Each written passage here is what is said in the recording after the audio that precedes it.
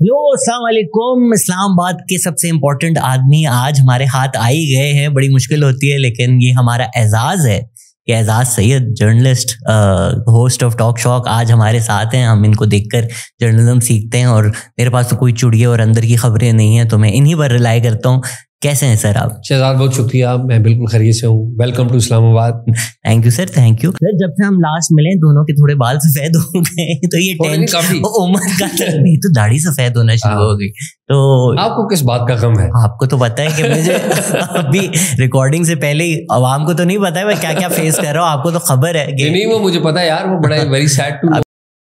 हम पब्लिक नहीं हुए अभी इस बारे में, बट पीका की राहों में आई थिंक पहली कुर्बानी मैं ही दूंगा।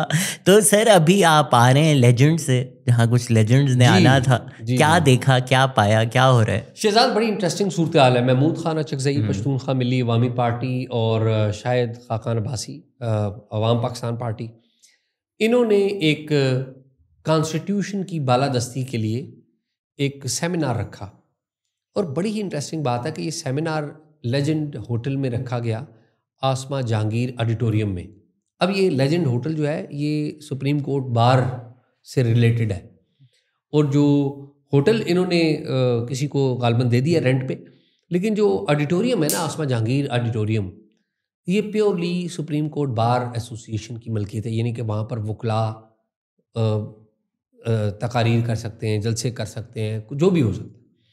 तो इंटरेस्टिंग बात यह है कि पहले 2-3 वेन्यूज़ इनको नहीं दिए गए, फिर ये वाला वेन्यू सिलेक्ट हुआ, और उस वेन्यू में पहले दिन का सेशन तो हो गया, जिसमें हम सारे जो मीडिया वाले थे उनको बुलाया गया था, उन्होंने बातें वगैरह की। लेकिन जो दूसरा सेशन था वो नहीं होने दिया गया, वो ताले लगा दिए गए। अब मुझे बड़ी तकलीफ़ हुई वैसे फ्रेंकली। वो देखे ना, आसमा जहांगीर ऑडिटोरियम, नीचे ताले लगे हुए। तो फिर जितनी भी अपोजिशन जमातें थी, महमूद अचकज़ई और ये सारे, ये फिर ज़बरदस्ती अंदर होटल के दाखिल हुए, और होटल की लॉबी में तमाम लोगों ने प्रेस कॉन्फ्रेंस की। तो मैं ज़ाती तौर पे समझता हूँ, जिस किसी ने भी हुकूमत को ये मशवरा दिया कि अपोजिशन को आपने कुछ करने नहीं देना, मेरे ख्याल में वो सबसे बड़ा बदख्वाह है इस हुकूमत का या इस रजीम का। तो उसकी बहुत शुक्रिया, थैंक यू कि उसने ये काम किया कि अब जो अपोजिशन की अगर सफ़ों में कोई इत्तेहाद नहीं भी था, तो वो इत्तेहाद बनाने की राह में उसने एक बड़ी, जिसे कहते हैं ना, रास्ता फराहम किया। तो अभी तो थे भी ज़रा बेटर स्पोकन लोग, अभी तो और लोग भी इनवाइटेड थे। हम दोनों ने खान साहब की तनकीद की है कि आप वैलेंटाइंस डे आता है तो लव लेटर भी वहीं लिखते हैं, देखते आप वहीं हैं। MRD का आप भी जिक्र कर चुके हैं, मैं भी जिक्र कर चुका हूँ कि अब ऑपोजिशन को साथ लेकर आए। पर अब क्या आप इमरान खान को क्रेडिट देंगे कि उन्होंने मारंग को भी बुलाया, मंजूर को भी बुलाया? इस इवेंट पर भी दोनों इनवाइटेड थे मेरे ख्याल से, और वो नहीं आए। नहीं, मुझे जहाँ तक पता लगा कि मेरा पॉइंट ऑफ व्यू तो इस इवेंट पे यही था कि यहाँ पर मारंग बलोच और मंजूर पश्तीन होने चाहिए, क्योंकि पाकिस्तान को जो दरपेश मसला है वो कोई अपोजिशन जमातों और हुकूमत का मसला नहीं है। अगर कोई ये सोचे ना कि ये अपोजिशन का और हुकूमत का मसला है, तो ये नहीं है। पाकिस्तान का जो मसला है वो ब्रॉडर है, उसकी जो नोयत है वो बड़ी है, उसकी कॉन्फ्लिक्ट की नोयत भी है, उसकी इकॉनमी की नोयत भी है, और उसकी सस्टेनेबल और टेंजिबल जो गवर्नेंस का सिस्टम है, डेमोक्रेसी का जो सिस्टम है, उससे भी जुड़ी हुई है। तो ये मल्टी डायमेंशनल इशू है जो कि बड़ा ब्रॉडर है। कॉन्स्टिट्यूशन की बालादस्ती अहम है, सबसे अहम है, ज़ाहिर सारी चीज़ें इससे जुड़ी हैं, लेकिन ये चीज़ें उससे बियॉन्ड हो गई हैं, क्योंकि चीज़ें तो आपको लग रहा है कि कॉन्स्टिट्यूशन है, लेकिन कॉन्स्टिट्यूशन नहीं है। तो मेरे ख्याल में ये बड़ी चीज़ें तो उनको होना चाहिए था, उनको मेरी इतलात के मुताबिक बुलाया नहीं गया। इमरान खान ने मारंग का रिसेंटली नाम तो बड़ा खुलकर लिया है। इमरान खान साहब को असल में बड़ा अलमी है यार। देखिए, नवाज शरीफ साहब और हमारी मरीम नवाज साहिबा मिसिंग पर्सनस के कैंप्स में थे। बिलावल बड़ा उनकी नाम लिया करते थे।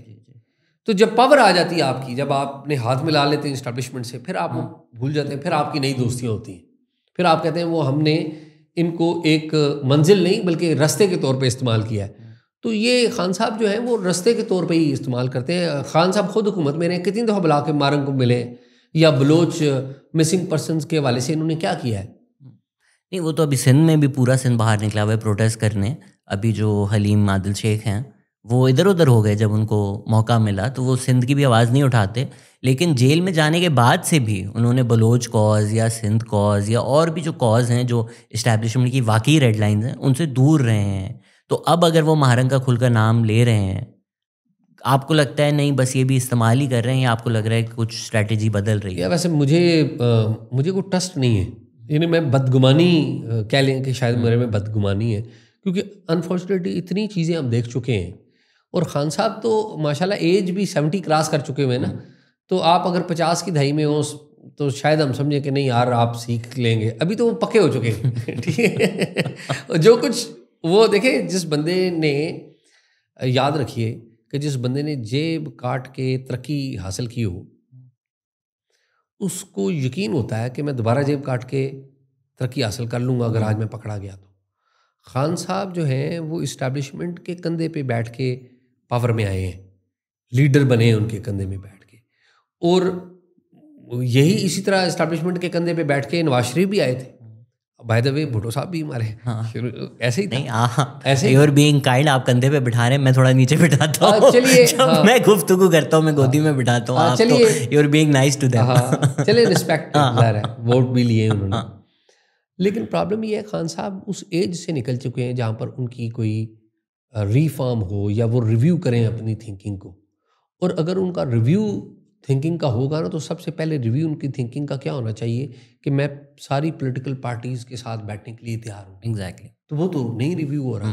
तो इसका मतलब ये है कि महारंग को भी वो या मंजूर पश्तीन का भी नाम लें, अगर वो दोनों का नाम नहीं लेते, बाय द वे महारंग का एक आध दफ़ा नाम लिया, तो वो मेरा ख्याल है कि जस्ट एक पॉलिटिकल एक कार्ड ही है। मंजूर का तो लेना भी मुश्किल है, क्योंकि पीटीएम के साथ जो हाल किया था अपनी हुकूमत में, अरमान लूनी का जी हाँ। बलूचिस्तान में कत्ल हुआ। जी। अभी भी जब पीटीआई की हुकूमत खैबर पख्तूनख्वा है, तो उनको इस्लामाबाद में सारे राइट्स चाहिए, लेकिन पीटीएम के पास खैबर कोई पख्तूनख्वा right में राइट्स नहीं है। उसी तरह टीयर गैस हो रहा है। बल्कि उनके सर पे तो देखिए ना, खैबर पख्तूनख्वा की हुकूमत पीटीएम को दबा के तो बताती है कि देखें हम आपके लॉयल हैं। हाँ, बैरिस्टर सैफ उनके हैं, बताएं यार। जी।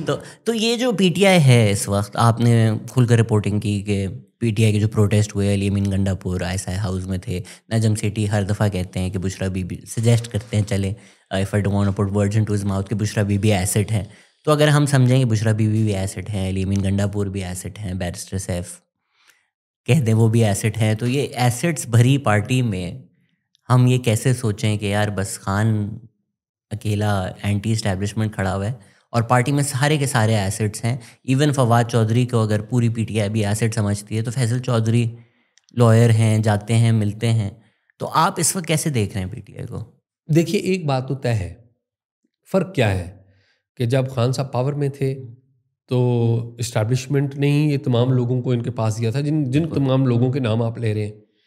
लेकिन जब वो पावर में आ गए तो आपको याद होगा कि सिफारिश करवाई गई थी, अलीम खान साहब बने चीफ मिनिस्टर पंजाब, तो खान साहब ने इनकार कर दिया था।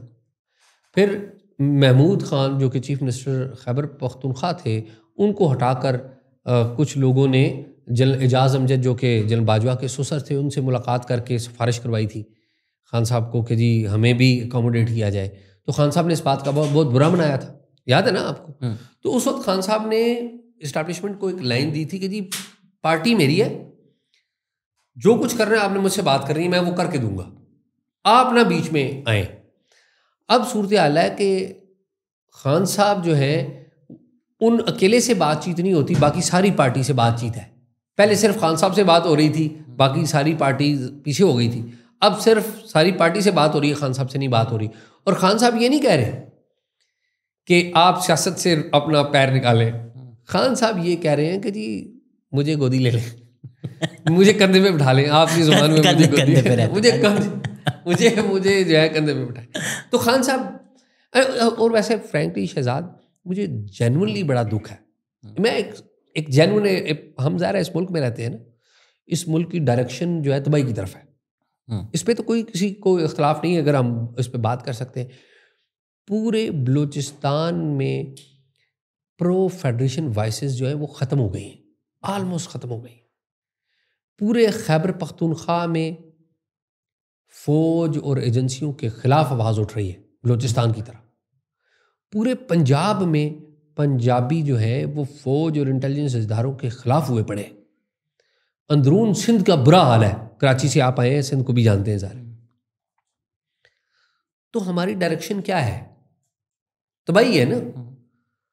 हाँ, होना तो ये चाहिए कि हम आपस में इत्तेहाद पैदा करें और फौज से और इस्टेब्लिशमेंट से मिल के कहें कि देखिए आप इधर से निकल जाएं बाइज्जत तरीके से, यानी कि सिविलियन डोमेन से आप निकल जाएं, आप अपना काम करें। हम ये नहीं कह रहे शहबाज शरीफ साहब सारी ज़िंदगी में वो वज़ीर आज़म नहीं बन सकते थे, थैंक्स टू खान साहब कि वो वज़ीर आज़म बन गए। वो एक्चुअली जेन्युइन बात हुई है, शहबाज शरीफ साहब काउंसलर नहीं बन सकते अगर ट्रू अगर डेमोक्रेटिक अगर फिल्टर्स लगाए तो काउंसलर नहीं बन सकते। काउंसलर क्यों नहीं बन सकते बेचारे? वो नहीं बन सकते। वो पब्लिक देखे ना, वो पब्लिक में जाना उनके मिजाज के खिलाफ है। एक होता है ना मिजाज होता है ना लोगों का। Otherwise as a person nice person, nice man, आप मिलेंगे तो बड़े खुश होंगे, बड़ी हल्की फुल्की आपसे बात करेंगे। लेकिन he is not a Nawaz Sharif जो है वो उसमें जान थी, लेकिन अब वो रिटायर हो गए। बट वो भी नवाज शरीफ को कितनी ग्रूमिंग करनी पड़ी। अभी आप जाहिद हुसैन साहब के साथ भी बैठे हुए थे, उन्होंने आपको बताया पहली मुलाकात का हाल उनका। जी जी जी। तो वो तो ज़ियाउल हक ना की मेहरबानी ना होती तो शायद नवाज शरीफ भी काउंसलर ना बन सकते। लेकिन नवाज शरीफ को एक क्रेडिट दीजिए कि नवाज शरीफ ने अपने आप को रिफॉर्म किया, तब्दील लाया ना। आप देखें ना, एस्टैब्लिशमेंट की पुरानी पॉलिसी थी कि एंटी इंडिया। तो नवाज शरीफ की जो 3 हुकूमतें गई हैं उनमें एक चीज़ कॉमन रही, चार्ज उनके ऊपर एक कॉमन रहा कि ये बंदा इंडिया के साथ पीस करना चाहता है। बाद में एस्टैब्लिशमेंट मुशर्रफ ने एग्जैक्टली वही काम किया जो नवाज शरीफ कर रहा था। बाजवा साहब ने एग्जैक्टली वही काम किया जो नवाज शरीफ कर रहे थे, जो उनके ऊपर चार्ज लगा था कि जी मोदी इनके घर पे आ गया। और आप यार देखें, वैसे आपस की बात है, हम सियासतदानों को गालियाँ निकालते हैं। कभी मैंने और आपने अपने गिरबानों में झांका है कि आप देखें ना, वो जर्नलिस्ट जो है हमारे, उस जर्नलिस्ट को हमने कितना, वो मुझे नहीं पता, मैं बसद एहतराम, मैं नाम भी नहीं जानता हूँ। वो याद है मोदी साहब आए थे जब 25 दिसंबर को 2015 को शादी पर, जब नवाज शरीफ के घर पे आए थे, तो याद है लाहौर के जर्नलिस्ट ने क्या रिपोर्ट किया था। और एक जर्नलिस्ट तो आए थे, तोबा तोबा तोबा, वो याद है, वो बड़ा एक क्लिप मशहूर हुआ था कि तोबा तोबा तोबा बगैर वीज़े के आ गए। हालांकि वो एग्जेक्टिव पावर्स होती हैं, आप किसी को एक्सेप्ट कर सकते हैं। और पूरा फिर यहाँ पर टीवी एंकर्स जो रात को 8 बजे बैठते थे, रात को 10 बजे बैठते थे, टीवी एंकर्स ने एक पूरी कैंपेन चलाई, मोदी का जो यार है, कि मोदी का यार, हमारे बिलावल भुट्टो की देख लें, इन्होंने जाके कश्मीर में कहा कि मोदी का जो यार है वो गद्दार। अल्लाह की एक्चुअल बात यह है कि मोदी का यार होना आपके लिए एजाज की बात होनी चाहिए थी। आप उसको रिस्पेक्ट देते, आप उसके साथ हाथ मिलाते, आप पाकिस्तान को आगे लेके जाते। तो आपने तो ज्यादती किया पाकिस्तान के साथ। और मैं मोदी साहब की किसी पॉलिसी पे या कुछ पॉलिसियों पे शायद हम सबको, किसी लोगों को भी इख्तलाफ होगा, लेकिन I respect him as a political leader in this region. मुल्क की एक ओहदा होता है। अभी शहबाज शरीफ प्राइम मिनिस्टर हैं, अगर टीम्स आ रही हैं, अगर मुलाकात भी होगी, their meeting as prime minister, they are not endorsing Shahbaz Sharif policies, Shahbaz Sharif history. तो नरेंद्र मोदी इंडिया के प्राइम मिनिस्टर हैं, डेमोक्रेटिकली इलेक्टेड हैं, फॉर्म 47 से नहीं आए हुए। आपको नहीं पसंद, मुझे भी नहीं पसंद, हमारा हक नहीं है। मैं तो कहता हूँ मुझे पसंद है। मुझे तो नहीं पसंद। मैं ऑनेस्टली कहता हूँ, मैं पूरी जिम्मेदारी से कह रहा हूँ कि मुझे नरेंद्र मोदी एज इंडिया के प्राइम मिनिस्टर पसंद है। मैं कहूँगा इस रीजन में 2 लीडर्स मुझे बड़े पसंद है, शी जिनपिंग बड़ा पसंद है और नरेंद्र मोदी बड़ा पसंद है। क्यों भाई? नरेंद्र मोदी ने एक चाय वाला से तरक्की करके वो एक मुल्क का प्राइम मिनिस्टर बना है। आपके पास क्या एग्जांपल है? फिर वो अपने मुल्क को आगे लेके गया इकोनॉमी के एतबार से। बाकी और इश्यूज भी हैं। मलिक रियाज भी ट्रक चलाते थे, आज देखे माशाल्लाह एंटरप्रेन्योर है। लेकिन मलिक रियाज की और नरेंद्र मोदी का कंपैरिजन नहीं, मजाक कर। हाँ, मलिक रियाज का और नरेंद्र मोदी का कंपैरिजन नहीं। प्रॉब्लम क्या है देखे ना, हम भूल जाते हैं असल में जो एंटी इंडिया पॉलिसी, इंडिया का कोई भी प्राइम मिनिस्टर हो, मैं नरेंद्र मोदी की बात नहीं कर रहा हूँ, कोई भी इंडिया का प्राइम मिनिस्टर हो, he should be respectful and he should be respected in Pakistan. और पाकिस्तान का भी कोई प्राइम मिनिस्टर हो, वो उधर रिस्पेक्टेड होना चाहिए। लेकिन क्यों नहीं होता? क्योंकि जब आप फॉर्म 47 के प्राइम मिनिस्टर्स लेके आएंगे, आपके जो प्राइम मिनिस्टर्स हैं एक प्रॉपर तरीके से नहीं आएंगे, तो लोग, आप अपने लोग इज्जत नहीं करेंगे, बाहर के लोग इज्जत क्यों करेंगे? ये तो नवाज शरीफ 2/3 लेकर आए थे, वो लेके आए थे, तो दैट इज उसमें अटल बिहारी वाजपेयी आए, मीनारे पाकिस्तान गए, इज्जत थी ना वो, मीनारे पाकिस्तान। उसके बाद भी आपने क्या किया? नहीं, कारगिल कर दिया उसके बाद उठा कर, बताओ। मैं वही तो कह रहा हूँ कि नवाज शरीफ जो इलेक्ट होके आए, आज आप इंडिया में चले जाए, लोग नवाज शरीफ को बहुत इज्जत देते हैं, क्यों? लेकिन आपको भी पता है ना कि फिर प्राइम मिनिस्टर जितनी भी डिप्लोमेसी कर ले, अगर पीछे से आप कारगिल कर दोगे तो फिर वो क्या ही कर सकते हैं, क्या ही कर सकता है, क्या ही कर सकते हैं। फिर उसके बाद अभी भी ज़राए और चुड़ियों की खबरें ये हैं कि चैम्पियंस ट्रॉफी के टाइम भी नवाज शरीफ को कांटेक्ट किया गया। आई डोंट नो अगर आपके पास कुछ इस बारे में खबर है कि कुछ मदद करें, जब मसले मसाइल चल रहे थे कि इंडिया आएगा नहीं आएगा। लेकिन वो मेरे ख्याल में SCO के मौके पर जो शंघाई ताउन तंजीम का जो इजलास है उस मौके के ऊपर, तो फॉरेन मिनिस्टर के उस पर आया था ना, शंघाई ताउन तंजीम के इजलास में, तो पहले तो ये था ना कि शायद इंडिया आएगा ही नहीं, तो उस वक्त मेरी इतला है कि नवाज शरीफ से रब्ता किया गया था, और चैंपियंस ट्रॉफी के ऊपर भी हुआ होगा, मेरे इल्म में नहीं। लेकिन लोगों ने पूरी कैंपेन चलाई कि मोदी का यार गद्दार है, अब उसको कांटेक्ट कर रहे हैं कि भाई यार ज़रा ऐसे ही फ़ोन मिलाओ। यार वैसे मैं एक बात शहजाद, ये बात सोचता होता हूँ, ये बात मैं अक्सर लोगों से कहता होता हूँ कि आप, नवाज शरीफ ने वाजपेयी के साथ पीस डील की, वाजपेयी खुद चल के आ गए, लाहौर में आ गए, उसके बाद कारगिल हुआ, नतीजा क्या निकला? फिर दूसरा, मुशर्रफ साहब की और मनमोहन सिंह की डील हो गई थी, तय हो गई थी चीज़ें, और चीज़ें वो आगे बढ़नी चाहिए थी, तो मुंबई अटैक्स हो गए। नुकसान किसका हुआ?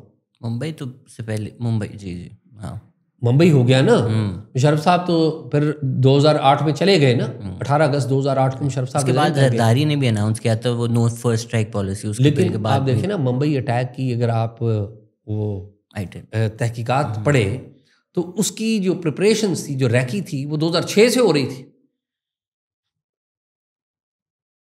उसकी रैकी 2006 से हो रही थी। 2006 से एक बंदा जो पाकिस्तानी नियाद अमेरिकन था, वो ट्रैवल कर रहा था, और वो जाके मुंबई में होटलों की तस्वीरें लेके भेज रहा था। तो व्हाट इट मीन्स। और फिर नवाज शरीफ के घर पे मोदी आते हैं, प्राइम मिनिस्टर मोदी आते हैं, विद इन 1 वीक पठानकोट हो जाता है। ये जिस किसी ने भी ये तीनों काम किए हैं, जिस किसी ने भी किए हैं, क्या ये पाकिस्तान की सर्विस की है? This is the answer. हाँ, अनफॉर्चुनेटली पीछे भी अगर हम चले जाएं तो 80s में राजीव गांधी आते हैं, परवेज़ नज़ीर की गवर्नमेंट हटा देते हैं, तो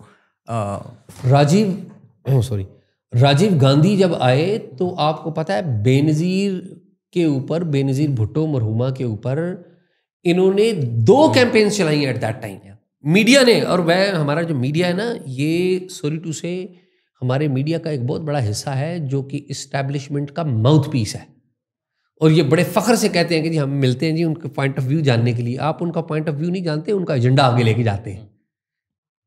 फ़ख्र से कहते हैं? फ़ख्र से मतलब फ़ख्र नहीं अच्छा, मुझे लगा दुरानी भाई से। नहीं फ़ख्र दुरानी नहीं। मैं आपको फ़ख्र दुरानी की बात बताऊं, Fakhar Durrani is nothing to do with the establishment. नहीं मैं वैसे मैं आपको बता, शरीफ आदमी है आप।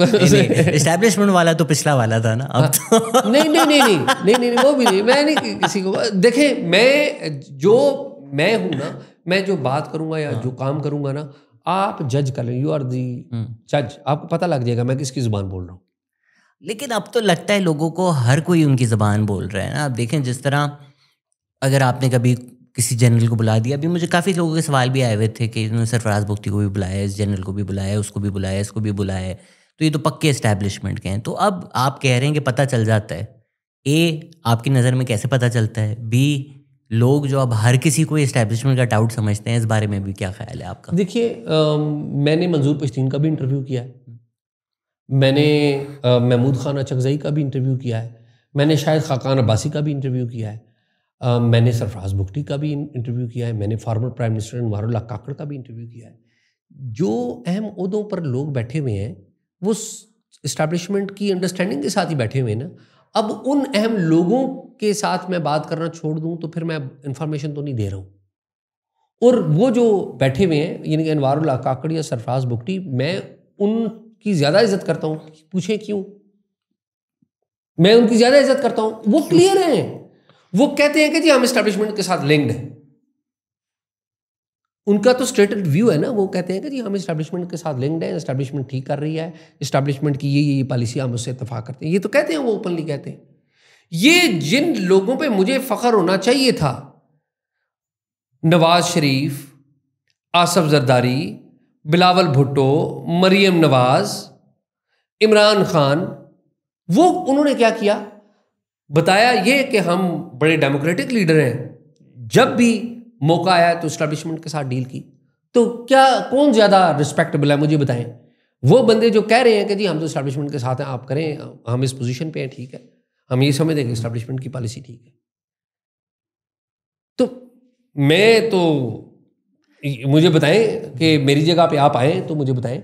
और फिर दूसरी बात है कि कैसे पता लगता है?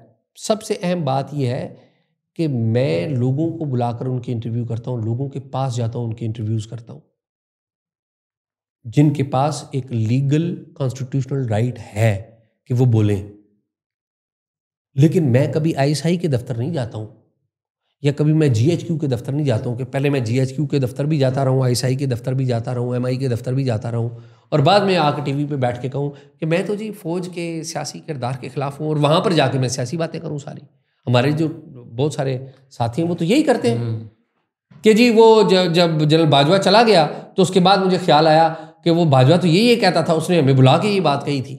उस वक्त नहीं बोले, फाइलें दिखाते थे हमें। पहले दिखाते थे हमें। क्यों देखते थे भाई तुम? तहकीक नहीं करते थे। तुम्हारे आंखों पे पट्टी बंधी हुई थी, हमें फाइलें दिखाई और हमने मान लिया। तो फाइलें आज भी दिखाई जा रही हैं वैसे, बाय द वे। हाँ, आई एम श्योर। ठीक है, और जो जाने वाले हैं, जो देखते हैं फाइलें, वो देख रहे हैं। अच्छा, आप इसमें तफरीक कैसे करते हैं? क्योंकि लास्ट टाइम भी आपसे गुफ्तगू हो रही थी तो आपने बोला कि भाई अगर मैं सही जगह पे नहीं हूँगा जहाँ से इन्फॉर्मेशन आएगी, कहीं डिनर है, कहीं कुछ है, उनसे मिलूंगा नहीं, तो मुझे पता कैसे चलेगा? तो अगर आईएसआई के ऑफिशियल्स हैं या एमआई के ऑफिशियल्स हैं, मुलाकात तो आप भी कर रहे हैं उनसे, नहीं? मैं जी उनसे मुलाकात नहीं कर रहा हूँ, और आपके रिकॉर्ड के ऊपर बात कर रहा हूँ कि मैं उनसे मुलाकात नहीं करता हूँ, ना मैं उनसे राब्ते में रहता हूँ। हाँ, ये ज़रूर होता है कि मैंने बाज़ कोई ऐसी स्टोरी की कि मुझसे वो दाएं बाएं से, आगे पीछे से, या बराह रास्त टेलीफोन करके मुलाकात करने की ख्वाहिश रखते हैं वो। और मेरे दफ्तर के साथ इस बात की मेरी एक पॉलिसी है कि मैं जब भी वो आने की बात करें तो मैं फौरी तौर पे अपनी एडमिनिस्ट्रेशन को बताता हूँ कि जी वो मुझसे मिलना चाह रहे हैं, और मैं पहले बताता हूँ उनसे मैं मुझसे ना मिले। मैं आपको एग्जांपल दे देता हूँ। कुछ अर्सा पहले मैंने सर्विंग जर्नैल हैं ये नादरा के, अभी भी आज भी नादरा के चेयरमैन हैं जनरल साहब, उनका मैंने एक इंटरव्यू किया कैमरे पे, और मैंने उनसे सवाल ये किया कि आपकी खुद की अपॉइंटमेंट जो इलीगल है, आप रूल्स के मुताबिक दुरुस्त नहीं बैठे हुए। और ज़ाहिर उन्होंने एक पॉइंट ऑफ व्यू दिया कि जी ये मामला अदालत में है, जो कि उन्होंने एक जो भी उनका पॉइंट ऑफ व्यू है। अब मुझे फ़ोन आने लग पड़े कि जी आप हमें मिलें। तो मैंने अपने जहाँ पे मुझे अपने डिसिप्लिन में, अपने दफ्तर में जहाँ बताना चाहिए था, मैंने उन्हें बताया। तो उन्होंने कहा जी आप ज़रूर मिलें। मैंने फिर इनकी कॉल है, मैंने इन्हें कहा कि आप ना मिलें मुझसे। तो मुझे जवाब आया कि जी देखें, जर्नलिस्ट को तो मिलने से घबराने। मैंने कहा यार मसला ये है कि आपसे मैं मिलूँगा और आपकी बात नहीं इंटरटेन होगी तो फिर तलखियाँ और ही पैदा होंगी। उन्होंने कहा नहीं आप हमसे मिलें। फिर एक रेस्टोरेंट में वो आए और मैं मिला, तो उन्होंने कहा जी हम आपसे रिक्वेस्ट करते हैं कि आपने ये जो जनरल साहब का इंटरव्यू किया वो ना चलाएं। अच्छा, उनको पता था कि हो गया? ज़ाहिर है ऑन एयर नहीं हुआ था? अभी ऑन एयर नहीं हुआ ना। ओके। ज़ाहिर है उनको पता था, वो शायद उसी लिए मिल रहे थे। टू बी फेयर, उन्होंने मुझसे कोई बदतमीजी नहीं की, एक जैसा जेंटलमैन। तो मैंने उनसे दो बातें कही। मैंने कहा जी एक बात तो ये है कि जब आप इन उहदों के ऊपर आते हैं तो आपसे सवाल भी होंगे। दूसरी बात यह है कि जो जनरल साहब ने सवालों के जवाब दिए हैं वो बड़े ठीक जवाब दिए और ये चलने चाहिए। उन्होंने कहा जी नहीं हमारी रिक्वेस्ट है। तो वो फिर हमने टॉक शॉक पे चलाई वो बात। तो अगर तो ये फ़ोन करते हैं कि भाई मिलें, और ना मिलो तो उठा लेंगे, तो बंदा क्या करे? मतलब क्या कर सकते क्या हैं? करे? अब क्या कर सकते हैं? मतलब सोचे अगर हाइपोथेटिकली कोई नहीं, गया, आप मुझे देखिए ना, अब मैं हैरान भी होता मैं कह हूँ। रहा हूँ हाइपोथेटिकली कोई गया हो और आगे से वो बोले कि हमें नहीं लगता था आप आएंगे, और आगे से एक बंदा बोले कि नहीं आता तो, और वो बोले और भी तरीके हैं, हाँ तो ठीक तो है। फिर बंदा क्या उठने का वेट करे? नहीं नहीं, देखिए ना, आपके हाथ में क्या है? हाँ वही तो। आप तो रेजिस्टेंस ही है ना। आप तो उनको रिस्पेक्टेबली बता ही सकते हैं, यार मुझसे ना मिले। क्योंकि मसला ये है कि आप जिस एजेंडा के साथ आए, आप कहते हैं कि जी आप ये खबर ना करें, तो मेरे कहने पे कभी आपने कोई अपनी इंटेलिजेंस रिपोर्ट रोक दी है? तो अगर अली आप रिपोर्ट करते हैं अली अमीन गंडापुर आईएसआई के पास हैं, जी हाँ। तो क्या जराए हैं अगर आईएसआई नहीं है इसके जराए तो? अच्छा, बड़ी इंटरेस्टिंग बात की यार, थैंक्स कि आपने ये पूछा। देखिए, पीटीआई, पीपल्स पार्टी और पीएमएलएन, इनमें इतना रश है कि हर बंदा ना दूसरे बंदे के बारे में खुद से रिपोर्ट कर रहा होता है। हम्म। वो बता रहा होता है कि जी ये हमारा जो साथी है ना फलां, ये फलां जगह गया हुआ है। फिर आप उसे वेरीफाई, काउंटर वेरीफाई चेक करते हैं। तो बट अगर वो आईएसआई के हाउस में है तो उसकी तो अल्टीमेट वेरिफिकेशन आईएसआई से आएगी ना, नहीं नहीं, अल्टीमेट अनलेस आप चौकीदार को जानते हैं, देखिए, बावर्ची को जानते हैं, कुछ देखिए, इस तरह की आपकी सोर्सेज अगर हैं आपकी आपके। वेरिफिकेशन होनी चाहिए ना, आपके इतने रिसोर्स होने चाहिए उस सिस्टम के अंदर कि आपको दूसरे सिस्टम में ना जाना पड़े। हमारे तो वैसे बाय द वे बहुत सारे पॉलिटिशियंस जो पॉलिटिकल पार्टियों के अंदर बैठे हुए हैं, वो रिप्रेजेंट किसी और को करते हैं। बट वो रिलायबल सोर्सेज तो नहीं है ना। अब अगर पीटीआई में मल्टीपल चले, समझे शेर अफजल मरवत अभी निकल गए तो उनकी एग्जांपल दे देते हैं।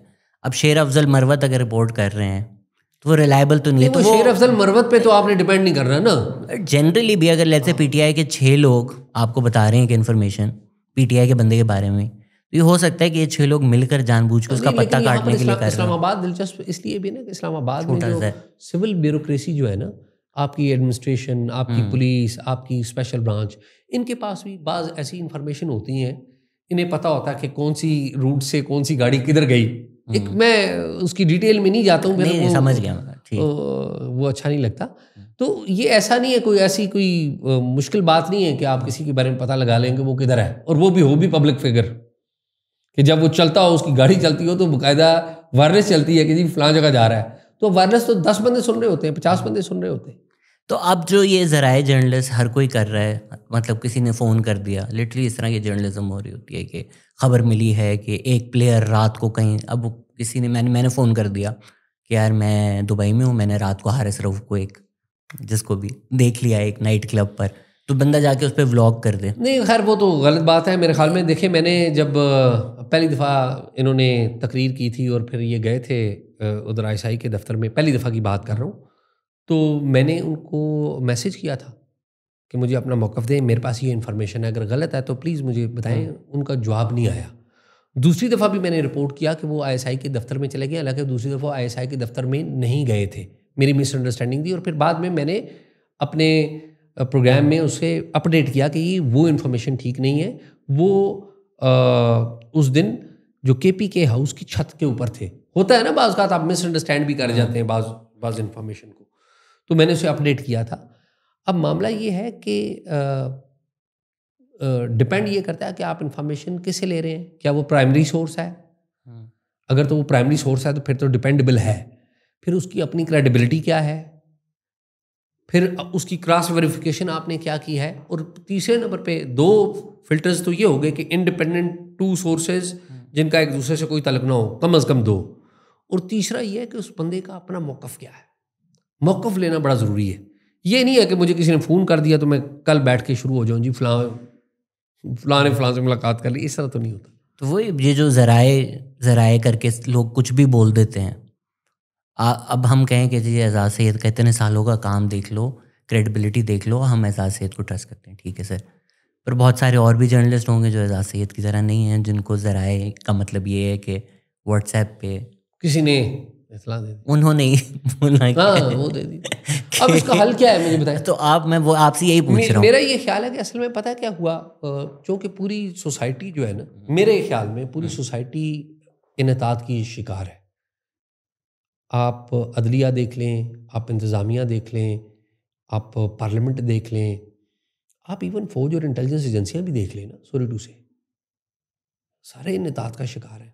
जर्नलिज्म भी इसी सोसाइटी का एक एलिमेंट है। हम पता है क्या एक्सपेक्ट करते हैं, हम ये एक्सपेक्ट करते हैं कि एक जजीरे में सारी चीज़ें ख़राब हैं और उसमें एक चीज़ ठीक हो। तो हम ज़ाहिर है एक सोसाइटी, एक एनवायरनमेंट का ऐसा है ना, ज़ल्ज़ला जब आता है तो वो ये नहीं देखता कि किसी की बड़ी कोठी है, किसी का प्लाजा है, किसी का छोटा घर है, वो सब पे बराबरी आता है। तो इस वक्त एक ना अर्थक्वेक की सी सिचुएशन है।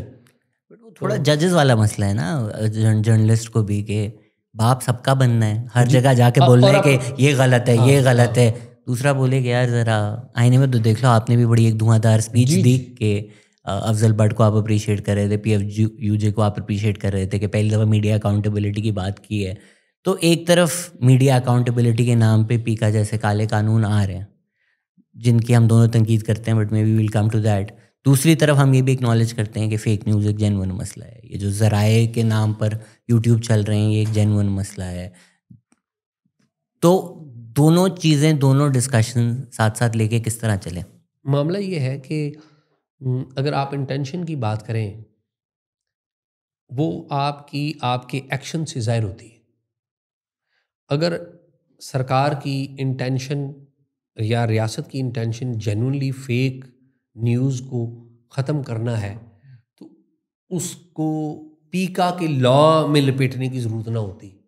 आप डेफमेशन लॉज मजबूत बनाते, आप जुडिशरी को पाबंद करते कि जी ये इस तरह के जो आपके पास एप्लीकेशंस आए उनका 2 माह के अंदर आप फैसला करें मैक्सिमम, और एविडेंस बरतानिया की तरह आसान बना देते कि क्या उसने अपना मौक़िफ़ लिया। आपको पता है बरतानिया में जितने भी केसेस होते हैं उनमें हमारे जो टीवी चैनल्स अक्सर केसेस क्यों हारते रहे हैं?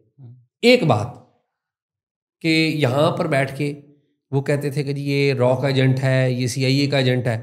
तो जब बरतानिया में वो चीज़ नशर होती थी तो वो कोर्ट उनको कहती थी, जो उनकी अथॉरिटी है वो उस टीवी चैनल को कहती थी कि आप बताएं इनका मौक़िफ़ आपने लिया है?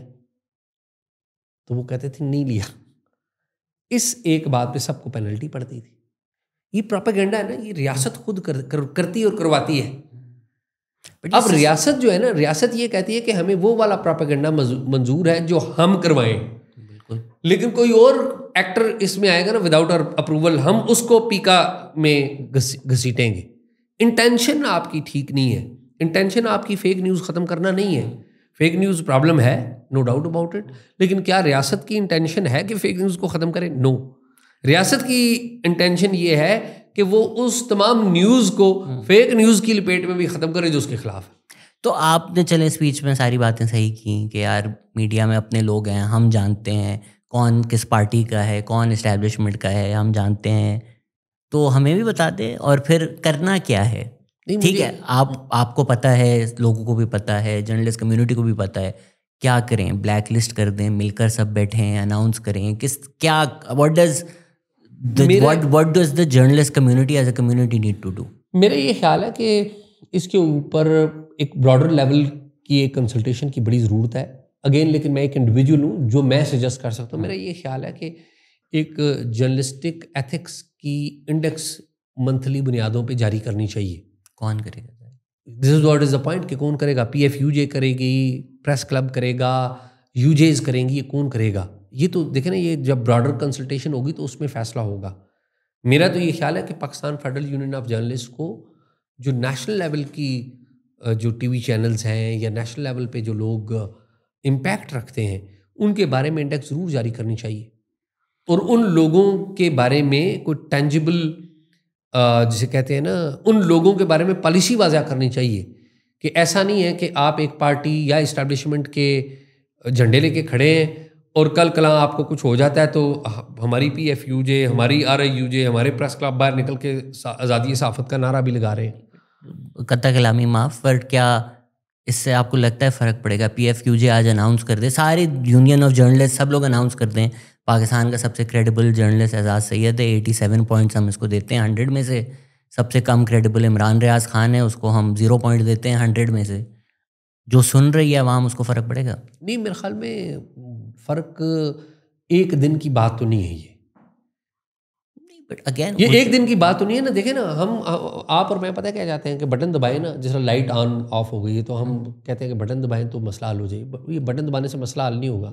अगेन ये जो मीडिया का मसला है ना, एक लिस्ट बनाने से, पॉइंट्स देने से क्या ही फर्क पड़ जाएगा? मेरा पॉइंट ये है नहीं, लेकिन मैंने आपका स्टेप है ना, आपका एक स्टेप तो है कि आप वाकई सीरियस हैं किसी मामले को हल करने। मुमकिन है ये मामला या ये आपका अंदाज वक्त गलत साबित कर दे, हो सकता है कोई नई पॉलिसी आपको, नई स्ट्रेटजी अपनानी पड़े, लेकिन आप कदम तो लें, कहीं से तो शुरू करेंगे ना। आप क्यों नहीं चाह रहे कि अगर सारे जर्नलिस्ट मिलें, बोलें भाई हमें पता है कि, चल मैं तो नहीं हूँ जर्नलिस्ट, शहजाद गयास जर्नलिस्ट हैं। आप हैं या नहीं, अब आप चले वो छोड़े, मैं नहीं मानता शहजाद गयास जो हैं, यार आप ये बात ना किया करें। अच्छा छोड़ दे, वो हमारे दोस्त हैं मुबशर लुकमान साहब, वो भी कहते थे जी मैं तो जर्नलिस्ट हूँ, सबसे ज्यादा तबाही मचा दी उन्होंने एट दैट टाइम। देखे वैसे वो तो सही कहते थे, वो नहीं है, नहीं वो नहीं है, लेकिन उन्होंने ना हो के जो तबाही की, क्योंकि लोग तो उन्हें जर्नलिस्ट ही समझते। मुबशर लुकमान, विद रिस्पेक्ट, मैं मुबशर लुकमान तो अपने आप को सिंगर भी समझते थे। आपको पता है वो मुबशर लुकमान खाली सिंगर नहीं, आपको पता है उन्होंने इलेक्शन भी लड़ा हुआ है। अच्छा माशाल्लाह।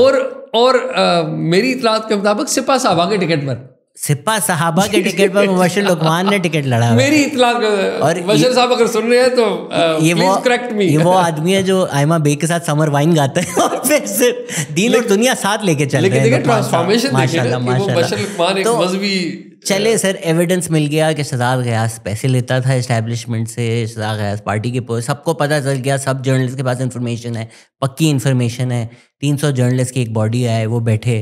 क्या आप लोग मिलकर फिर ये फैसला कर सकते हैं कि यार ये बंदा ब्लैक लिस्टेड है, ये अगर किसी चैनल पे काम करेगा हम नहीं जाएंगे, या अगर किसी इदारे में नहीं होगा, इस तरह की कोई स्ट्रिक्ट रेगुलेशंस आप लोग ला सकते हैं?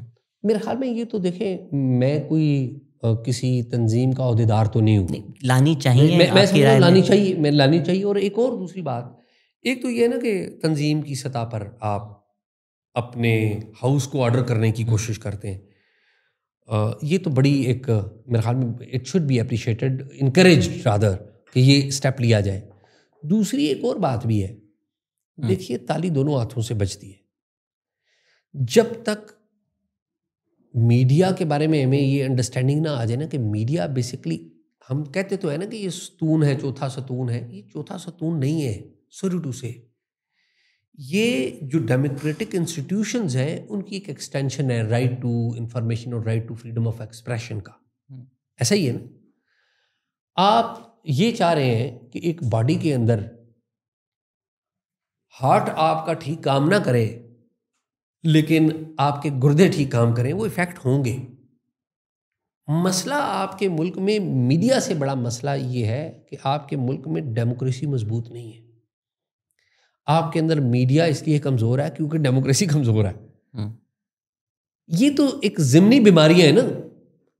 चूँकि जर्नलिस्ट को ये भी बड़ा जोम होता है ना हम लोगों को कि जी हमने अयूब खान को गिरा दिया, नहीं गिराया हमने, सॉरी टू से, फिर हमने याहिया खान को गिरा दिया, फिर हमने ज़ियाउल हक को गिरा दिया, फिर हमने मुशर्रफ को नहीं गिराया। भाई एक पॉलिटिकल मूवमेंट चली थी जिसमें आप भी शामिल हो गए।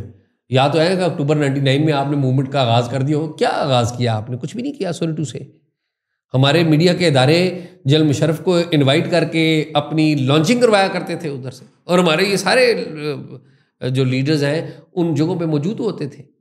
इशू ये है कि हम अपने आप को भी अपने कद से बड़ा बयान करना चाहते हैं, हम अपने आप को पार्लियामेंट से भी बड़ा बयान कर रहे हैं। कहते ये हैं कि हमें पार्लियामेंट की सुपरमेसी चाहिए, लेकिन हम अपने आप को पार्लियामेंट से भी ऊपर समझते हैं, नहीं है हम। एब्सोल्युटली। अगर ये सियासी पार्टियां लेट जाती हैं तो माजरत के साथ जर्नलिस्ट कम्युनिटी के भी कई लोग ऐसे ही है, अनफॉर्चुनेटली। शौकिया, जी शौकिया, जी हाँ। तो नहीं, फिर हमें शौक होता है ना कि जी हमने उसको भी, हमने नहीं गिराया भाई मुशर्रफ को, हमने नहीं। मुशर्रफ को जिस मूवमेंट ने गिराया वो इफ्तिखार चौधरी की मूवमेंट थी, जो कि शुरू नेचुरली हुई, बाद में उसमें ISI भी आ गई, फौज भी आ गई, कि विद इन दी मिलिट्री एक डिसीजन हो गया, अनअनाउंस्ड डिसीजन हो गया कि मुशर्रफ एक मसला बन गया, इसको हटा दो। अयूब खान को याहिया खान ने गिराया, मुशर्रफ को जनरल कियानी ने गिराया, तो और ज़ियाउल हक को भी किसी कियानी ने गिराया। भाई मैं तो कह रहा हूँ, मैं तो नहीं इंचार्ज ना सिक्योरिटी का। जाहिर है। तो अगर आम की पेटी जा रही है तो जो सिक्योरिटी लैप्स जिसने किया, जो सिक्योरिटी के लिए रिस्पॉन्सिबल थे, उन्होंने आम की मैंने तो नहीं आम की बेटी हम रख सकते। तो जो पीका कानून आ रहा है, आ गया है भाई, आ रहा गया नहीं मेरे तो घर आ रहे हैं। नहीं आपके तो हाँ आ गया है, इम्प्लीमेंटेशन शुरू हो गई, होम डिलीवरी हो गई है ना मेरी तो आपकी क्या राय है और अब क्या करना चाहिए? मेरा ख्याल है कि एक तो अपोजिशन वालों ने कोई, अपोजिशन का मतलब मैं पीटीआई ही नहीं कह रहा, अपोजिशन का मतलब मैं ये कह रहा हूँ कि Mahmood Khan Achakzai respected politician, Shahid Khan Abbasi respected politician, इन लोगों ने एक मूवमेंट तो शुरू की है, गो के अभी वो मैस उसकी वो नहीं हुई, और अभी चूँकि पॉलिटिकल पार्टीज़ के अंदर भी हाउस ऑर्डर में नहीं है, करना क्या है ये पीटीआई के लीडर्स जो बाहर फिर रहे हैं उनको भी नहीं पता, क्योंकि एक बंदे के पावर हाथ में जो के अंदर है। तो मेरे ख्याल में भी एक्टिविटी तो शुरू हुई है, पीएफयूजे भी बीच में आ गई, सुप्रीम कोर्ट बार ने भी आपको पता है डिक्लेरेशन जारी कर दिया, तो एक इन्वायरमेंट जो है ना फ्यूचर का वो बनना एक शुरू हो गया है। अब ये इन्वायरमेंट मल्टीप्लाइंग इफेक्ट कब देगा, ये कोई हादसा होगा, कोई ये गवर्नमेंट की तरफ से कोई गलती ब्लंडर होगा जो एक रीज़न बनेगा, तो फिर चीज़ें मेरे ख्याल में बनेंगी। लेकिन अभी ये जो गवर्नमेंट है या सिस्टम है वो चलता हुआ नज़र नहीं आ रहा, नहीं चलता हुआ नजर नहीं आ रहा। आप देखें ना, आप इंडेक्स क्या देख रहे हैं कि जी वो इन्वेस्टर आ गए, ये आ रहे हैं, जब पॉलिटिकल स्टेबिलिटी नहीं है। आप देखें ना, आप प्राइम मिनिस्टर इस वक्त के शहबाज शरीफ है, प्राइम मिनिस्टर शहबाज शरीफ को कहें कि वो किसी जगह मीडिया के सवालात का जवाब तो देकर दिखाएं, कोई इंटरव्यू दे दें यार, किसी को दे सकते हैं वो नेम, ये जो चीफ मिनिस्टर्स हैं हमारे, नेम कोई दे सकता है, और वो पूरे कॉन्फिडेंस से आंखों में आंखें डाल के कह सकता है कि जी मैं जो प्राइम मिनिस्टर हूँ ये बिल्कुल मेरिट पे हूँ और मैं बिल्कुल ठीक इलेक्शन लड़ के ठीक लोगों के साथ आया, कह सकता है। तो ये तो कह सकता है कि कोई भी नहीं आया। तो मुझे बताएं कि जो एक पाकिस्तान में जिस चीज़ को हम स्टेबिलिटी कहते हैं वो है कि जो हमारा अमीर एलीट स्टेटस को तबका है जो कराची में बैठा है, लाहौर में बैठा है, हमारे इंडस्ट्रियलिस्ट हैं, हमारे स्टॉक एक्सचेंज जो चलाते हैं वो खुश रहें, फॉरेन एजेंसीज खुश रहें, आईएमएफ आता रहे, वो स्टेबिलिटी अचीव हो चुकी है। अच्छा जी, विद इन द मिलिट्री अगर रिस्क थे भी वो भी मिटिगेट हो चुके हैं, सुप्रीम कोर्ट भी मैनेज हो चुका है, तो किस तरह आप कह रहे हैं कि सिस्टम नहीं चलता हुआ नज़र आ रहा कि कुछ लोग जो पढ़े लिखे हैं जो सही बात कर रहे हैं बंद कमरों में प्रेस कॉन्फ्रेंसेस कर रहे हैं, 26 नवंबर के बाद से पीटीआई भी ठंडी हो गई है, तो कैसे आप कह रहे हैं सिस्टम चलता हुआ नज़र नहीं आ रहा? देखिए बात यह है कि 2-3 मॉडल्स हैं। अगर आपने इकॉनमी ठीक करनी है तो आपको पॉलिटिकल डाइसेंट को ख़त्म करने की पॉलिसी आपने बनाई हुई है। मॉडल है ना एक, ये मॉडल हमने मलेशिया में देखा, कामयाब हुआ मलेशिया में। लेकिन उसमें क्या चीज़ थी कि एक पॉपुलर लीडर महातीर मोहम्मद था इस्टेब्लिशमेंट के साथ, और इस्टेब्लिशमेंट ने मिलकर सारी अपोजिशन को दबा दिया, डाइसेंट अंदर कर दिए, जर्नलिस्ट अंदर कर दिए, पॉलिटिकल लीडर्स अंदर कर दिए। ये एक मॉडल है। दूसरा मॉडल क्या है कि आप यहाँ पे गॉड फॉरबिड मार्शल लॉ लगा दें। ये मॉडल है कि जी आपने कहा कि जी ये तो चीज़ें संभल नहीं रही, हम यूँ करते हैं कि इमरान खान तो पहले ही अंदर है, हम आसिफ जरदारी को और नवाज शरीफ को भी अंदर कर देते हैं, लोग जो है ना वक्ती तौर पे बड़े खुश हो जाएंगे, तो ठीक है स्टेबिलिटी आ जाएगी। लेकिन with the passage of time जब आपसे इकॉनमी नहीं चलेगी तो उसका हाल भी जल मुशर्रफ जैसा ही होगा ना। जल मुशर्रफ ने एक गलती हुई तो फिर सारे लोग सारा गुस्सा वो है वो निकल आता है आपको, ठीक है। दूसरा मॉडल हो गया। तीसरा मॉडल क्या है जो आइडियल होना चाहिए, वो ये है कि आप मौजूदा जो सिस्टम है उसको पब्लिक एक्सेप्टेंस दें। अपोजिशन जमातें देखें इस वक्त आप और मैं ना खाली इलेक्शन के ऊपर बैठे हुए हैं। आप और मैं इलेक्शन की बात करें, पाकिस्तान का मामला इलेक्शन से बढ़ गया हुआ है। बलूचिस्तान पूरे का पूरा जल रहा है, लोग फौज को और एजेंसियों को बुरा भला कह रहे हैं, इस्टेब्लिशमेंट को। खैबर पख्तूनख्वा पूरे का पूरा जल रहा है, अटैक हो रहे हैं वहाँ पे। लोग इस्टेब्लिशमेंट, फौज और एजेंसियों के ऊपर ट्रस्ट करने के लिए तैयार नहीं है। पूरे अंदरून सिंध की हाल आपको पता है, आगे भी मैंने बात की, पंजाब में भी यही हाल है। लोग तो इस्टेब्लिशमेंट के वजूद के खिलाफ हो गए हुए हैं। आपने जो लीडर की सतह के ऊपर, सियासी जमातों की सतह के ऊपर तो आपने लोगों को मनूवर कर लिया है, मैनेज कर लिया है। क्या लोगों की सतह पर आप मैनेज कर पाए हैं? आप ज़रा बाहर गली में जाएं, इस्लामाबाद से आप कराची तक चले जाएं और रोड साइड के जो ढाबे पर खाना खाएं, चाय पिएं, लोगों से बातचीत करें, आपको लग पता जाएगा लोग कितने गुस्से में। हाँ, पर जब इस्लामाबाद में PTI फाइनल कॉल देती है जी हाँ, तो 5-10 हज़ार बंदा खैबर पख्तूनख्वा से आता है, इस्लामाबाद से तो 5,000 बंदा बाहर नहीं आता। इस्लामाबाद से इसलिए नहीं आता ना कि PTI के बारे में और इस्लामाबाद के लोगों को पता है ना कि ये जो लोग हैं जिनके पीछे उन्होंने आना है, इन्होंने उनके साथ खड़े नहीं होना।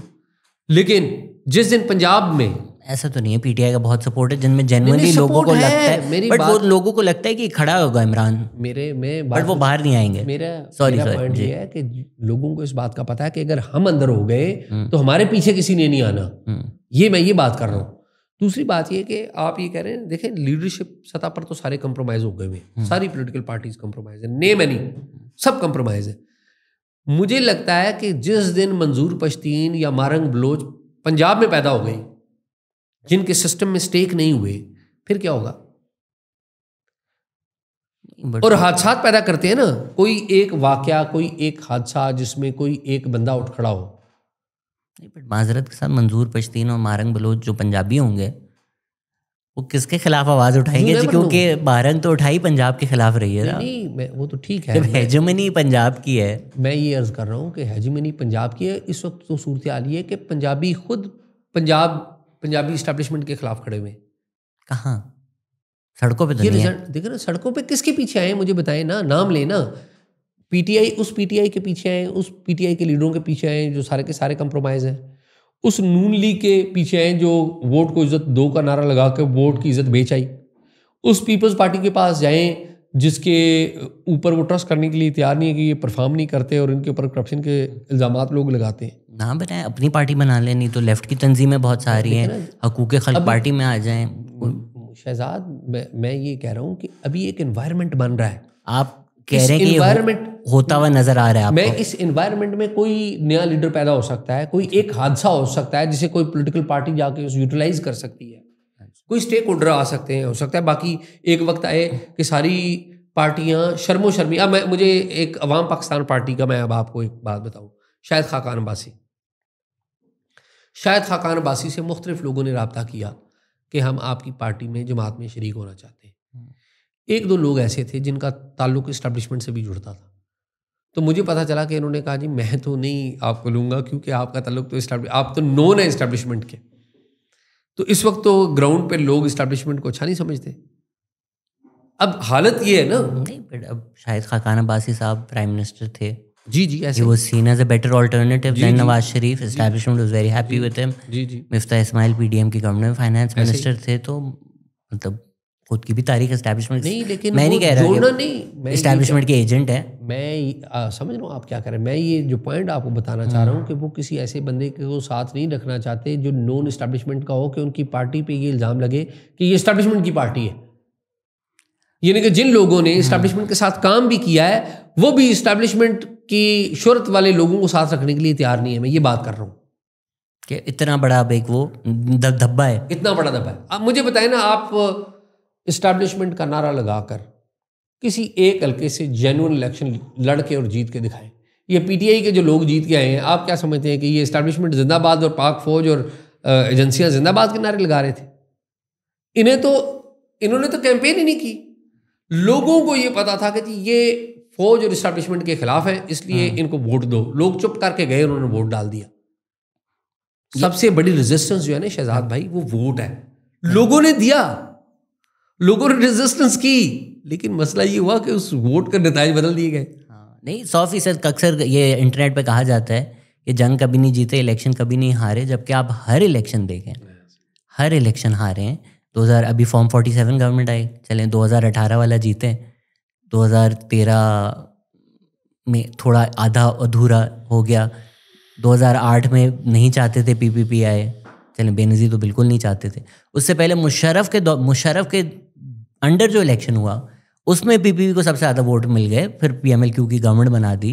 पीपल्स पार्टी पैट्रियट बनाई गई यार। 1988 में नहीं चाहते थे, 1970 में नहीं चाहते थे, तो जब जब इलेक्शन कराया है अवाम ने एंटी इस्टेब्लिशमेंट वोट दिया है, नंबर्स में दिया है। हम एवी अवाम को ज़्यादा गालियाँ देते हैं। नहीं अभी आप दे रहे थे ना, मैं आपको ये जानना चाह रहा था कि बदल कैसे रहा है, जो अब मुझे समझ में आई है कि मैं कह रहा हूँ आग लगी हुई नज़र नहीं आ रही, पर आप कह रहे हैं कि कहीं लकड़ियाँ पड़ी हुई हैं, कहीं माचिस पड़ी हुई है। हो सकता है आज नहीं, कल नहीं, परसों नहीं, साल एनवायरमेंट बन रहा है ना एक, वही बेसिकली एनवायरमेंट जो है ना। देखें लोगों ने एहतजाज अपना हर दौर में रिकॉर्ड करवाया वोट के जरिए। वोट के जरिए देखें, लोग जिसने रोजी रोटी कमानी है वो वोट ही देगा ना। वोट के जरिए वो दुरुस्त फैसला करते रहे, लेकिन दुरुस्त फैसले को कभी हमारी इस्टेब्लिशमेंट ने कबूल नहीं किया। 1970 से कबूल नहीं करते आए। देखें 1970 में दुरुस्त फैसला था लोगों का, शेख मुजीबुर रहमान को आप मुत्तहदा पाकिस्तान का वज़ीर आज़म बना देते तो क्या फ़र्क पड़ता? नहीं आपने बनने दिया। यही खान साहब ने और बड़े अदब के साथ भुट्टो साहब ने भी।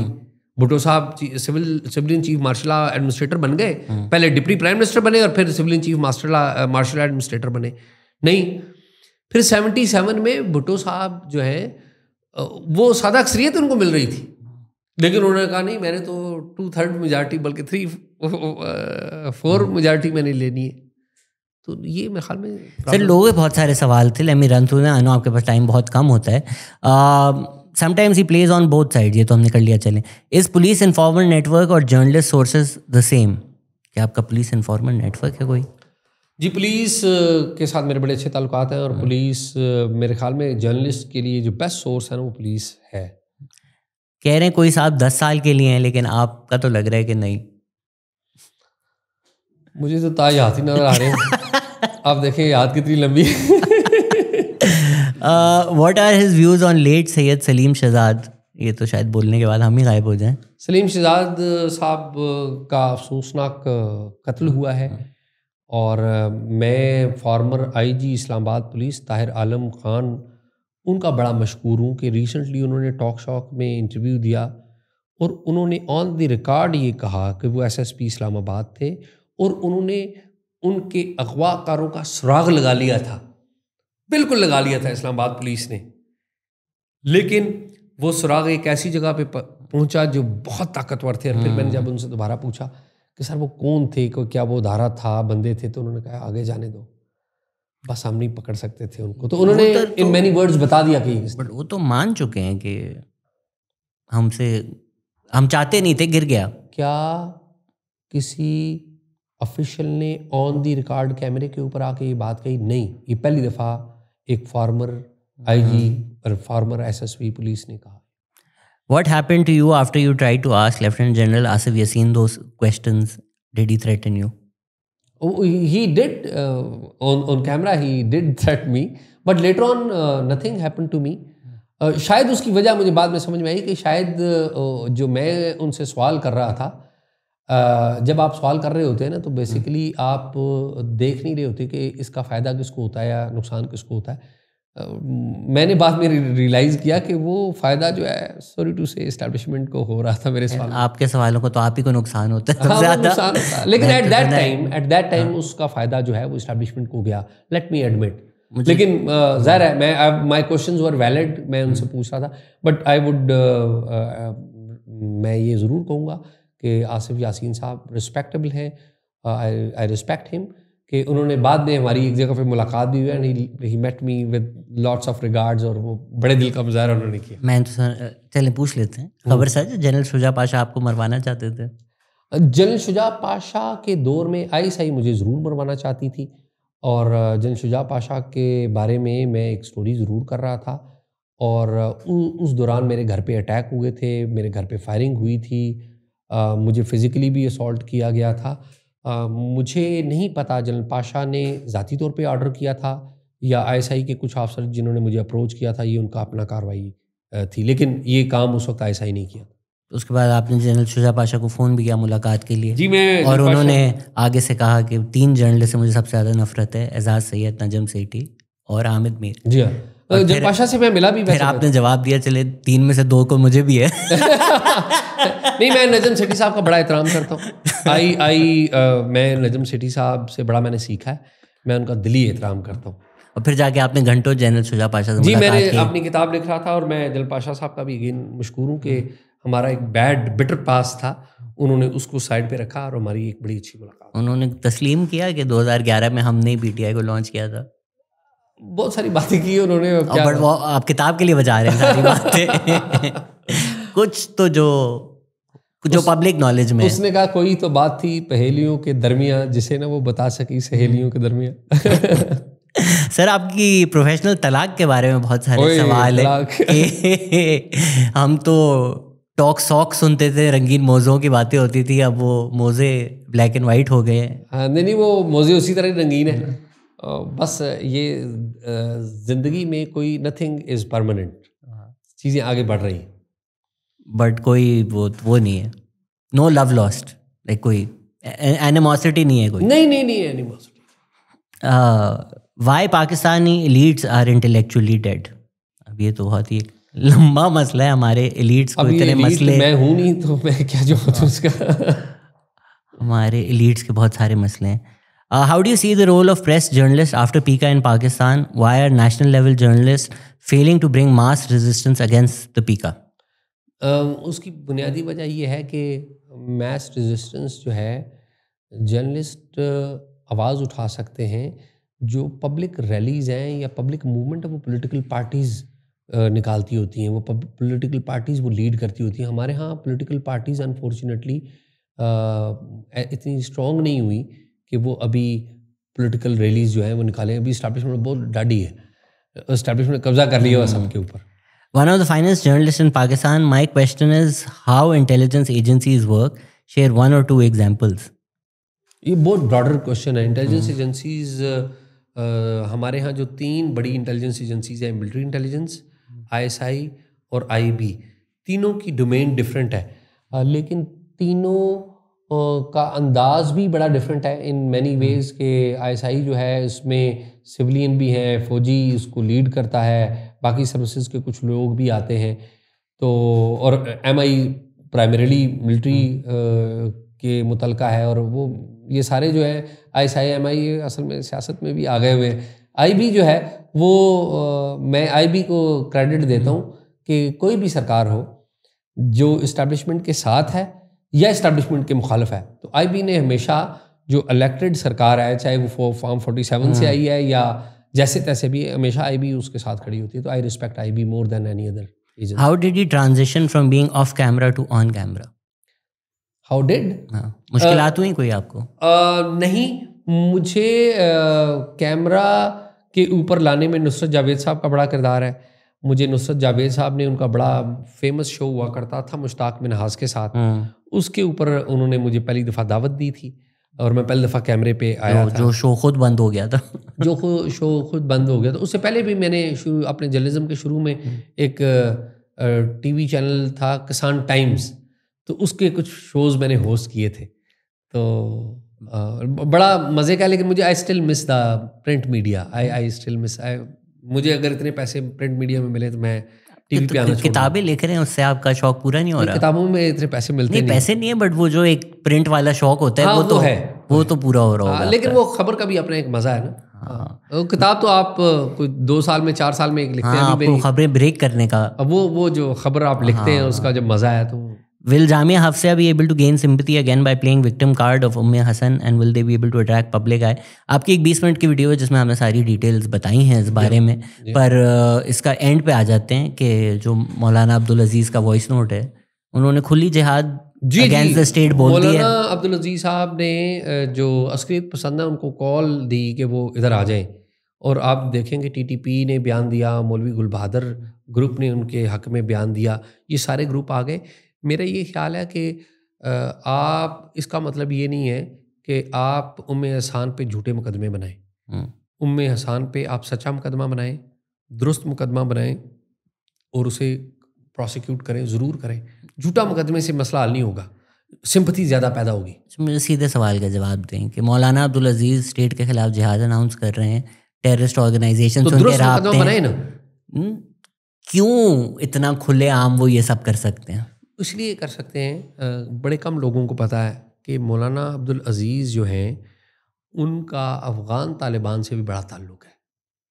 हम बहुत सारे वो बातें करते हैं ना कि हक्कानी नेटवर्क और फ़लाँ, तो वो बहुत सारे लोग मेरी इतलात के मुताबिक वो इनसे यहाँ पर आते जाते हैं, इनका उधर भी ताल्लुक़ है और इस्टेब्लिशमेंट में भी इनका कोई ना कोई ताल्लुक़ है। मुझे पता है इस बात का कि एक फॉर्मर ISI चीफ़ जो है, वो जब सिटिंग ISI चीफ़ थे, वो मौलाना अब्दुल अज़ीज़ से मिलने इनके पास आ गए थे, इनके मदरसे में। ये लाला मस्जिद ऑपरेशन के बाद की बात कर। जो मैं सोच रहा हूँ वो तो शायद तब तक जिंदा नहीं थे नहीं, मैं मौलाना अब्दुल अज़ीज़ तो की बात कर रहा नहीं, मौलाना अब्दुल अजीज़ नहीं, बट फिर ये कोई रीसेंट वाले होंगे, पुराने वाले जो जिनके हूँ। ये हालिया सालों में है। हाँ, क्योंकि जो नहीं, मैं हालिया सालों वालों की बात। हाँ, मुल्ला उमर वाले हैं वो तो उस वक्त नहीं, नहीं थे। मैं ये हाँ, गुज़िश्ता 10-15 साल की बात कर ठीक रहा है। पाक फौज के तालिबान से लड़ते हुए वीडियोस क्यों नहीं आती? क्यों नहीं आती वीडियोस? हूँ। ये मुझे भी नहीं पता। इनको चाहिए आई थिंक रिलीज़ करते। कोई कह रहे हैं वो अपना कॉन्फ्रेंस आपसे मिले थे और वो बहुत बड़े PTI सपोर्टर थे, बट आपको सुनने के बाद अब वो ठीक हो गए तो आपने ऐसा क्या किया? मुझे भी रात को एक साहब मिले, उन्होंने बोला यार इसको प्लीज़ बात करो, इससे उतरवाओ। मैं कोई जादू टोने का काम तो नहीं करता। असल में पता है क्या, मैं ना शहजाद, एक बात पे मैं बड़ा कॉन्फिडेंट हूँ। अभी आपके शो से आने से पहले मुझे एक रिटायर्ड मेजर साहब ने पकड़ लिया होटल में, लेजेंड होटल में। तो जेलम से उनका ताल्लुक़ था, तो वो बड़े, उन्होंने कहा जी मैं PTI का केस पेश करना चाहता हूँ और आप प्लीज़ मेरी बात सुने। और उन्होंने खान साहब के बारे में बात की, ये फिर मैंने उन्हें बताया कि खान साहब ने अपने दौर में पीका कानून को भरपूर तरीके से इम्प्लीमेंट किया है।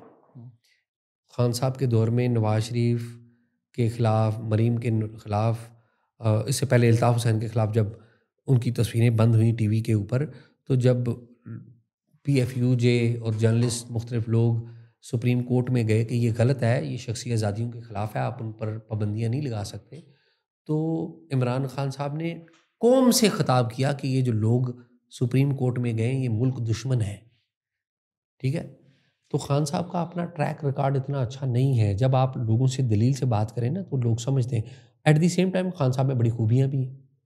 खूबियाँ क्या है खान साहब में? बड़ी पावर भी है, which should be appreciated. Khan साहब की पावर ये है कि उन्होंने मुल्क में left right centre right centre left का कॉन्सेप्ट ख़त्म कर दिया। आप मदरसे में चले जाएं, मदरसे के बच्चों से पूछें, वो कहेंगे जी इमरान खान लीडर है। आप किसी प्राइवेट बड़े स्कूल में चले जाएं, वहाँ बच्चों से पूछें जी कौन बड़ा लीडर, वो कहेंगे इमरान खान बड़ा लीडर है। आप सरकारी स्कूल में चले जाएं तो वो भी कहेंगे इमरान खान बड़ा लीडर है। ये उनकी एक स्ट्रेंथ है। उनकी स्ट्रेंथ इसलिए है इमरान खान की कि ब्रॉडली इमरान खान साहब के ऊपर कोई ऐसा करप्शन का टेंजिबल, जो जिसे कहें ना कि टेंजिबल कोई बड़ी करप्शन की हो, चोरी डाका किया हो, वो नहीं साबित कर सकी रियासत। किया या ना किया एक अलग डिबेट है, लेकिन ये एक हकीकत है कि खान साहब जितने करप्ट लोग हैं उनकी सरपरस्ती करते रहे, उनको सपोर्ट करते रहे। ये हकीकत है। हमारे जो लोग हैं वो इमरान खान को दो चश्मों से देखते हैं या दो लेंस से देखते हैं। एक लेंस है मोहब्बत का लेंस और दूसरा लेंस है नफ़रत का लेंस। जब आप किसी को मोहब्बत के लेंस से देखते हैं तो आपको उसकी कोई बुराई नज़र नहीं आती, और जब आप किसी को नफ़रत के लेंस से देखते हैं तो आपको उसकी कोई अच्छाई नज़र नहीं आती। खान साहब को ये दोनों लेंस उतार के जब देखना शुरू कर देंगे ना, हमारे जर्नलिस्ट भी, हमारे लोग भी, तो खान साहब हीरो नहीं रहेंगे। वो फिर आपके सामने एक आम आदमी बन जिनको जाएंगे। इश्क है, आप तो अगर बोलेंगे बंदा 100 नहीं 99 है, वो आपको गालियां देने शुरू हो ऐसे जाएंगे। ही है। आई एम श्योर आप जी, ये बात होता कर रहे हैं, बट आपको भी लोग बोलते होंगे नफरत है, बुग़्ज़ है, जी, ये ऐसे ही। मुझे भी इसी तरह की लोग बातें वो कहते करते हैं हैं। बुग़्ज़-ए इमरान, भाई बुग़्ज़-ए इमरान से हमने ज़्यादा हिस्सेदारी है कोई, या उस नहीं, इमरान ने। मैं चाहता हूँ, मैं कोई 75 साल का बंदा जेल में बैठा हुआ हूँ, जिसके अपने बच्चे क्रिकेट मैच देख रहे हैं, उसके लिए प्रोटेस्ट भी नहीं कर रहे, तो मतलब क्या, what is there to be jealous of Imran Khan of? I don't, बुग़्ज़ किस चीज़ का हो नहीं, सकता बुग़्ज़ है क्या उस यार, शख्स से? मेरी आपकी गर्लफ्रेंड ले गए खान साहब के, हमें बुग़्ज़। बट वाकई लोगों को जेन्युइनली यही लगता है। लाइक मेरे तो पूरी कैंपेन चली कि शहजाद का गर्लफ्रेंड का मसला है, इसलिए शहबाज गिल तक ने ट्वीट किया। अच्छा, मैं तो अजीब। असल में पता क्या, खान साहब और मैं सेम लड़कियों के लिए अगर compete कर रहे हैं ना, तो ये शायद खान साहब बहुत आगे हैं। ये खान साहब का मसला है खान साहब बहुत कि आगे। अगर हम सेम एज ग्रुप में खेल रहे हैं तो या तो मुझ में मसला है या तो खान साहब में मसला है। नहीं, लेकिन वैसे ना आप खान साहब की जो कैंपेन है, सॉफ्ट कैंपेन, विमेन ने बड़ी चलाई है। वुमेन ने बहुत बड़ी है, हैंडसम आदमी तो है ना यार, ये तो अनडिनाइबल आदमी। ये बात सच है कि पहली मीटिंग जो खान साहब ने की वो बशीर मेमन और आयशा और फैज़ अमीन सबको बुलाकर बोला कि यार बाकी बातें तो छोड़ो, सबसे पहले बताओ कि ये जरदारी, नवाज शरीफ और मौलाना फजलुर रहमान को जेल में कैसे डालना है। इमरान खान जब प्राइम मिनिस्टर बने ना अगस्त 2018 में, तो इमरान खान साहब ने जो पहली मीटिंग की वो आईबी के उस वक्त के चीफ शुजातुल्लाह कुरैशी से की। जो दूसरी मीटिंग की वो उस वक्त एफआईए के चीफ बशीर मेमन से की। तो शुजातुल्लाह कुरैशी से आईबी के जो चीफ हैं उनसे जब मुलाकात की, और इसमें आज़म खान भी थे, तो उन्होंने कहा कि मुझे नवाज शरीफ, आसफ अली जरदारी, मौलाना फजलुर रहमान, इन तमाम के ख़ानदानों के बारे में और इनके दोस्तों और दोस्तों के बारे में करप्शन के तमाम केसेस लेके आओ। ये पहली मीटिंग थी। जो बशीर मेमन थे एफआईए के जो चीफ थे, उनसे जो पहली मीटिंग की उन्होंने उनको भी यही कहा कि आपने एफआईए में केसेस बनाने हैं इन तमाम लीडर्स के बारे में, और मुझे आपकी असाइनमेंट है कि आपने करप्शन केसेस इनके लेके आने हैं। तो जब आईबी के चीफ बाहर निकल रहे थे, तो उस वक्त डीजीसी थे फैज़ अमीन साहब, जिन्होंने सारा इलेक्शन एट दैट टाइम करवाया था, वो अंदर दाखिल हो रहे थे। तो उन्होंने कहा जी सबसे पहले तो आईबी चीफ को फारग करें ना, ये तो बंदा अपना नहीं है, ये जो पुराने थे आईबी चीफ आफ्ताब सुल्तान, ये उनका ख़ास था, तो इसको तो उठाएं। तो फिर खान साहब ने उनको उठा के सलमान साहब को आईबी चीफ तैनात किया था, और सलमान साहब का जो आर्डर था आईबी चीफ का, वो उन्हें कोसार कम्प्लेक्स में दिया गया था। सारी खबरें सर आपके पास, सारी खबरें हमने निकालनी थी, वक्त हमारे पास आपके साथ थोड़ा कम है, और अगले मेहमान हमारे आ चुके हैं, आपसे भी मुलाकात करेंगे। थैंक यू सर, आपने हमें वक्त दिया, and thank you for listening. Take care, bye bye.